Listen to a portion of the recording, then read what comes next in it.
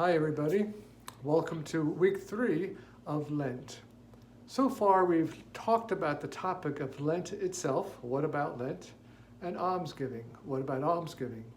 This week we turn our attention to fasting, what about fasting. Are we anti-materialists? Absolutely not. We do not despise the body, we do not despise the world, we do not despise the material things. But you know, the desires that we have, which are so essential for life, food and drink, pleasure and sex, are very powerful. They try to have a life even of their own, to dominate. Parents know that their children need discipline, that they need to practice self-control. And so although children will harass almost, at least ask over and over again, their parents for things that they really want.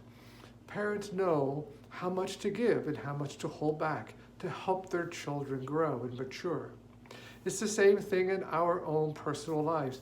These desires, which are so essential for preserving life, such things as food and drink, pleasure and sex, need to be controlled. We need to still them. We need to abstain and fast in some ways. Why? Because as we still these desires within us, we allow the hungers and the thirsts of the soul to come forward. We're allowing the soul's hungers and thirst to be made manifested, to become conscious within us. And so I would recommend that during this holy season of Lent, we start with the basics, what the church offers to us in the way of fasting and abstinence. Such simple rules and regulations, very elemental. But let's even go a step further. Let us become really focused. What is it in our life that seems to be taking over? What is it in our life that seems to be getting the upper hand?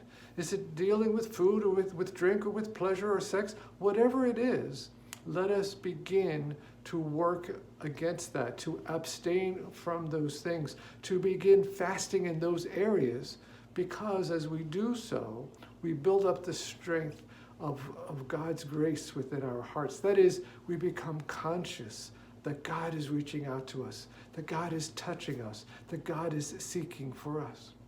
Perhaps I might even suggest that in this world of social media that we all live in, these devices have been manufactured in order to become addictive so that we never let them down, that we always are using them in some way or another.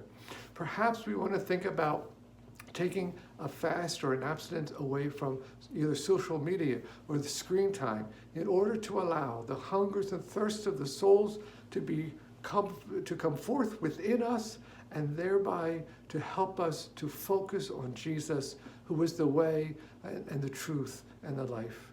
May God bless you, and may Jesus Christ be praised now and forever.